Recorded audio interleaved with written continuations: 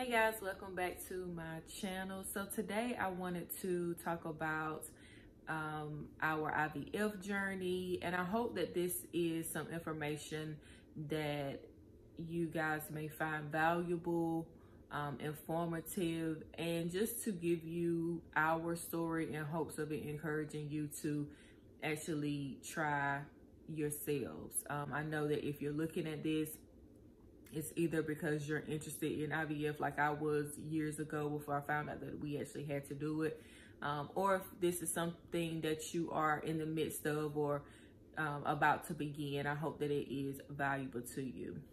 So a brief background about myself and my fiance. We met in middle school. We started dating in high school and we have been together ever since. So in 2017, we were told that in order for us to conceive, we would have to do IVF.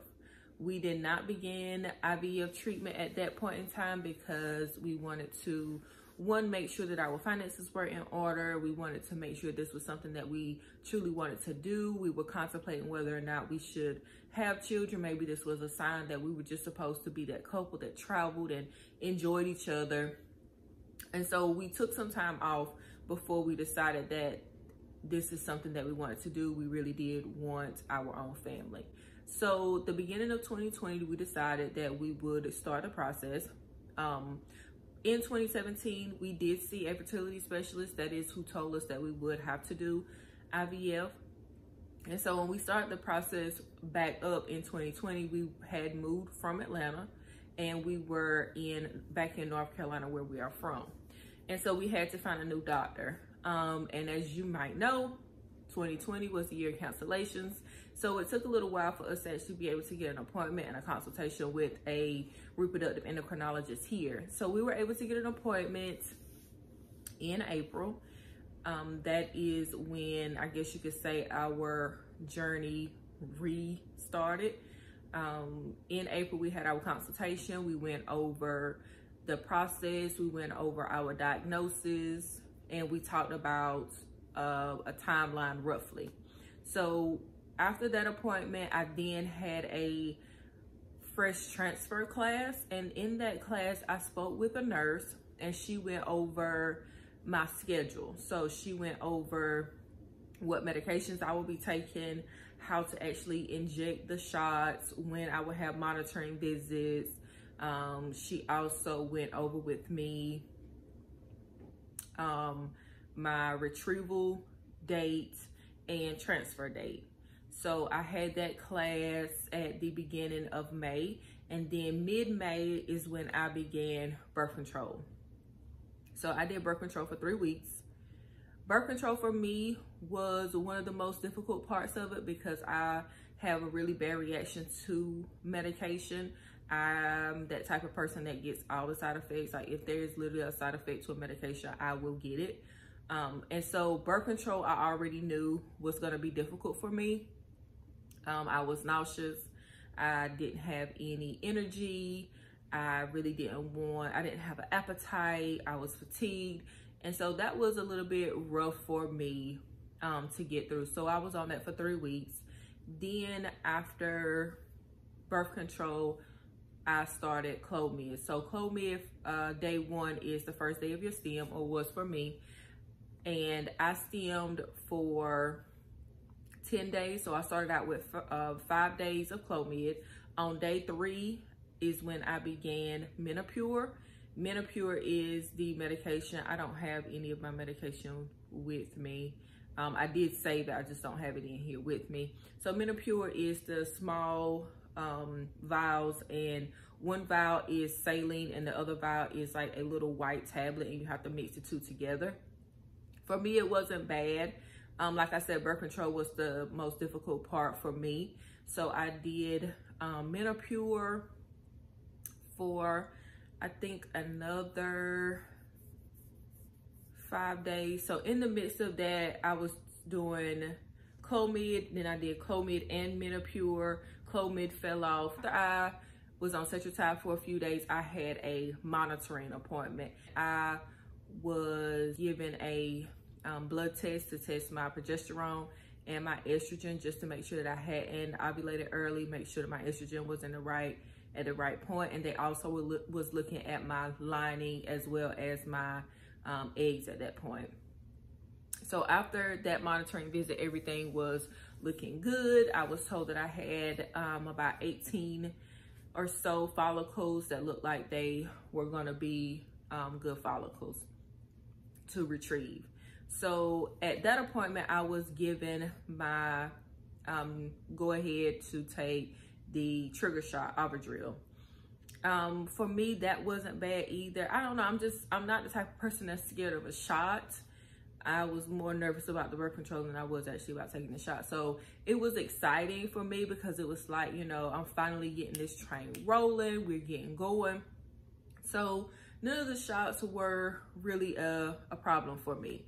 So we did our trigger shot, and then 48 hours later was the egg retrieval. Now, you are told that you need to take an antibiotic before the retrieval because it is surgery.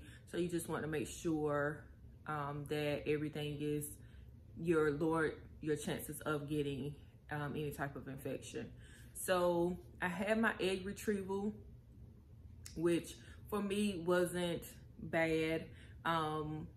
They wanted me to come in first thing that morning, and I had to do, you know, the IVF, but the IV, because you are put to sleep. And I mean, immediately, so she did the IV, the doctor came in, he spoke with me, went over everything, and I went back into the room. And as soon as she put the mask on my face, I was asleep. When I tell you, that was some of the best sleep of my life. And they woke me up because we did Invocell. So Invocell is this small device, and after they do the retrieval, they then put the eggs and the sperm inside of this device, and they put that back inside of you. And so whenever I was on the table for the retrieval, they did the retrieval, they was able to get 22 eggs, so they did the retrieval, and then they woke me up. And during that process of me being awake, that is whenever they were looking at the sperm, checking the eggs to make sure that they were the right size and things of that nature before they put them inside of the Invocell. I will say for the Invocell, there is a max number of eggs that they will put in there. I think it was 10. I think they put 10 in my device. And so once they had all of that figured out and they put the eggs and the sperm back into the device, that's when they put me back to sleep and they inserted the device. I did not feel the device. There wasn't any discomfort. I truly forgot that it was there. And so the Invocell stayed inside of me for 5 days. At day 5 of the Invocell being inserted, I went back to the doctor, and that is whenever they took it out. They looked to see how many eggs had actually fertilized, had grown, and I was told that I had 5 eggs that were I had 5 4BB eggs or embryos. So that was really, really good news, and we were really excited about that. What I wasn't excited about was the fact that 3 days after the retrieval and of them inserting the Avadril, I started having symptoms of OHSS, and that was painful, to say the least. That was probably the hardest part of the whole process, was the pain from OHSS. I didn't realize that that's what was going on. It took me a few days to actually figure out, because at first I thought I was just constipated. I thought it was because of all the medication that I was on, that's why I was just feeling so bloated, and that is why I had so much pain. And they do give you pain medication, and I was popping pain pills like a mad woman, because like every 4 hours the pain would start up. And I ran out of pain pills, and in the middle of the night, it was just like this excruciating pain, to the point of me being doubled over in tears, and my fiance having to call the doctor to figure out what was going on, because at this point we still didn't realize that it was OHSS. And so I fought through the pain, and I will be honest with you, if it was not for the pandemic, I would have went to the hospital. That's how much pain I was in. But because I didn't want to risk going to the hospital and getting infected or having to be in there by myself, because you know, when you go to the hospital now, you can't have someone with you. So the doctor that was on call told us that it sounded like I had OHSS, and for me to come in the next day. Well, the next day was my date for them to actually remove the Invocell anyway. So that day that they removed the Invocell, they was actually supposed to do my transfer that day. But I was just in so much pain until they actually weren't able to do the transfer, because one, of how much pain I was in, and two, if they would have done the transfer and I would have gotten pregnant, it actually would have made the symptoms of OHSS even worse. And so I couldn't imagine. I was in so much pain until I couldn't have imagined it getting any worse. I just couldn't. So at that point, we decided to hold off. We would just freeze the eggs that we had, and we would do a frozen transfer in a few months. So after that, I went home, I rested. I was told to, you know, try to rest, drink plenty of fluids, and see if the pain would alleviate. No, it didn't. To me, it seemed like it got worse. I had to sleep elevated. I actually set a timer, because I noticed that if my bladder got, remotely full, it made it worse. And so I set a timer for every hour and a half to 2 hours so that I could remember to go to the restroom in order to try to keep my bladder from getting full.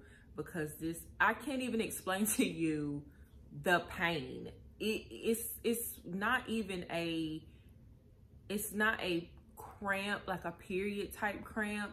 It was horrible.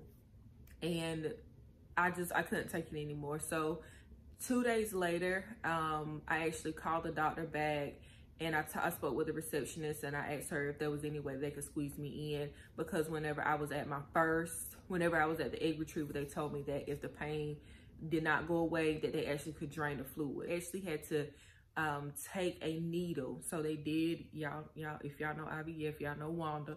So Wanda and a needle had to go up there, and as he has Wanda and they're looking around, you could see the fluid floating. It was, you could see it on the ultrasound machine. It was just floating around.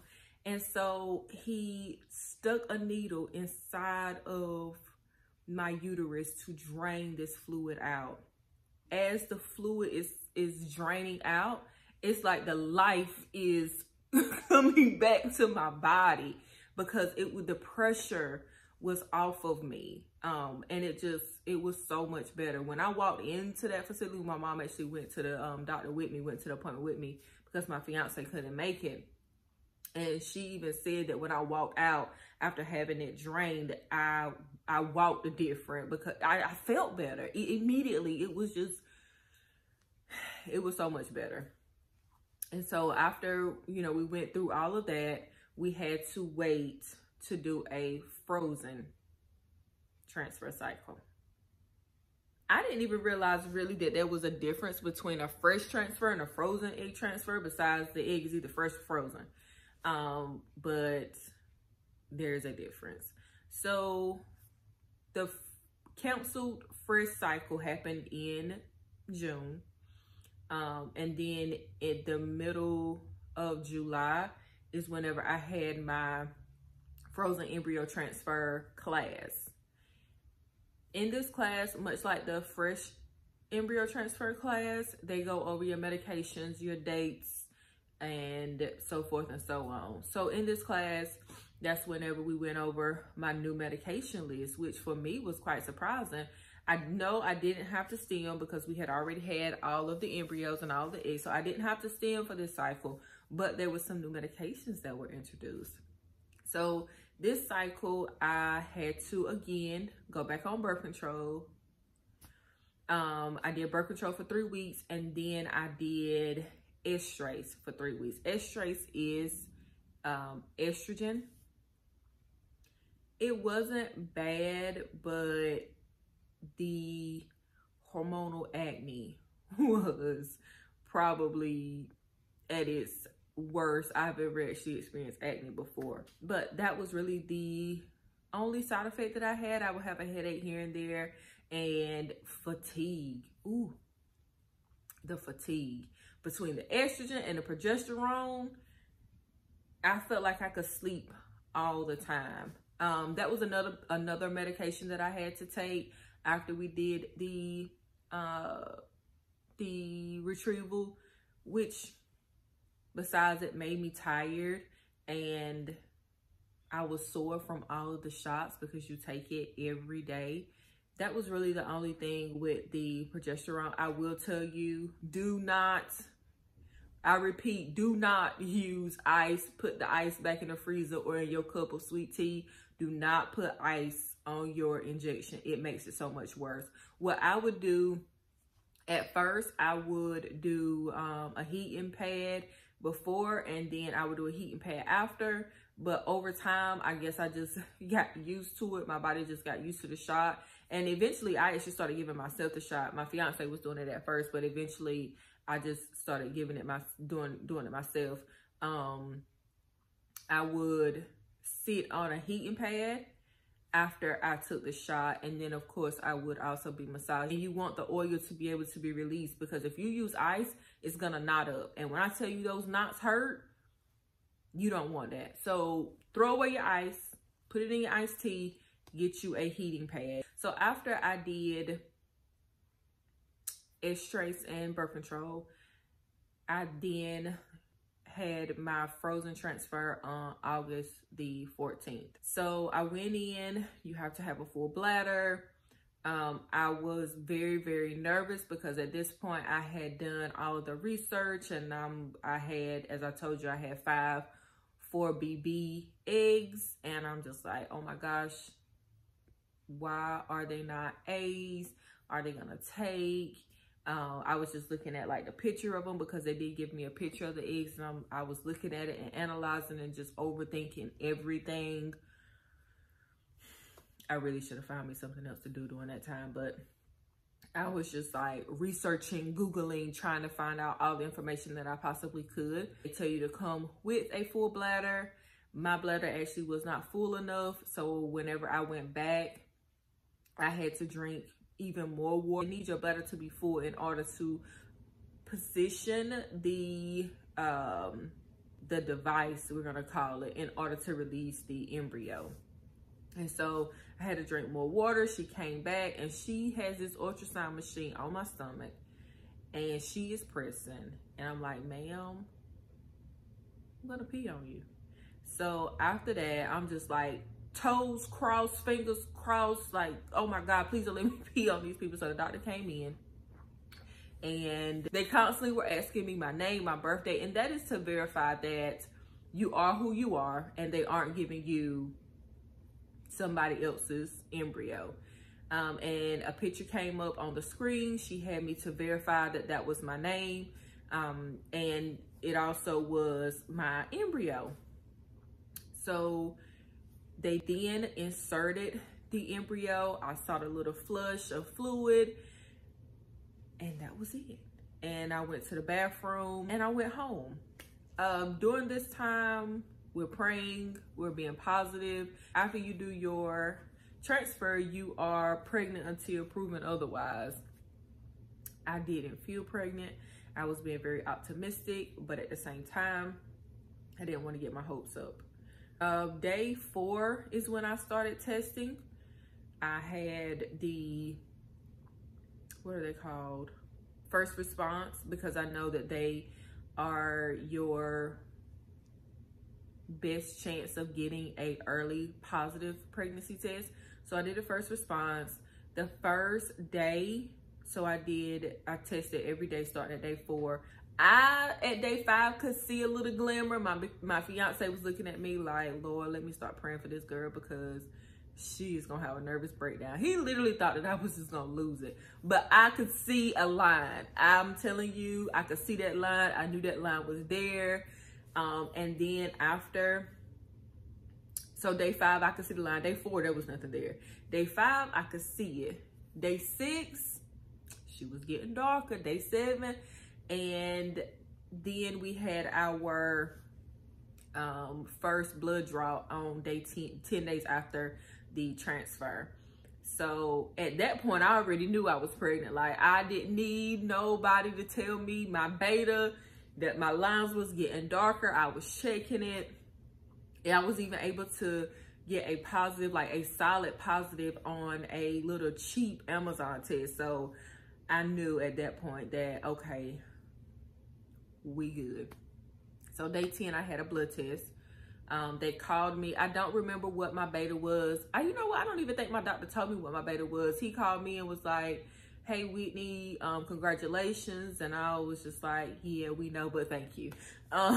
So that was really exciting. So after we did the transfer, that was on August the 14th, we did our transfer. 10 days later, so on the 24th, that's whenever we had our first blood positive test. I went back again for them to check my progesterone just to make sure the levels were going up. They were. And again, I don't remember what they were. I don't even remember if they told me what they were. But they were going up in a level that they felt was a viable pregnancy. So September 4th, I had my first OB appointment. They were able to see the little gummy bears, exactly what he looked like. We figured out was a boy. We didn't do any testing. Our doctor told us that because of our diagnosis and a few other things that he didn't feel like testing was necessary. So we didn't do any testing. So we didn't know what the gender was at first, like a lot of people do. So at 10 weeks, I did a test and found out what gender we were having. So it is a boy. So September 4th, I had my first OB appointment. We seen a little gummy bear. And then 2 weeks later, at 6 weeks, I had another appointment. And then at 7 weeks. So when you're doing IVF, you pretty much are at the doctor constantly. I think I went to the doctor every week for a while. So I was able to see a lot of progression. At 7 weeks, we were able to see his heartbeat, and you could see the little flutter. You can't, I don't know if you can't hear it or they didn't let me hear it, but I didn't hear the heartbeat, but I was able to see it. So that was enough for me. It was just to be able to see that little flutter. And then we graduated. So we were told at our 7-week ultrasound that everything looks good, and they referred me to a OB. And so I had my first appointment with an OB in mid-October. So it moved pretty fast, and we were very, very blessed. We are very blessed that it didn't take us as long as I know that it has taken some people. And I guess in terms of, you know, IVF or fertility and trying, we had tried for a very long time. But I'm just very blessed that we didn't have to go through that process for years, as I know some people have had to. So it was a very interesting time. It was a time of a lot of prayer. We had to really rely on each other emotionally and sometimes physically, because like I said, the fatigue was intense. And so it was a learning experience, and I hope that I got to pull myself together. I hope that this video can be a help to whoever's out there, and I hope that I can be a help to whoever has questions about Invocell, about IVF, even about if you're in the Raleigh area, North Carolina area, if you need a referral to a fertility specialist. I feel like my doctor was very helpful. If I, had a question or concern, he was always ready, willing, and able to answer all of my concerns. And he did put us at ease, because when this is your first time, or whether it's your first time or your 10th time or however many, you have a lot of questions, you have a lot of concerns and things that people don't talk about. So it was very helpful for me to have somebody that was that involved. So again, I hope that this was helpful to you guys. I hope that you found some valuable information. And if you have any questions, please leave them in the comment box. I will be more than happy to answer those for you. So thanks, you guys. I will see you on the next video.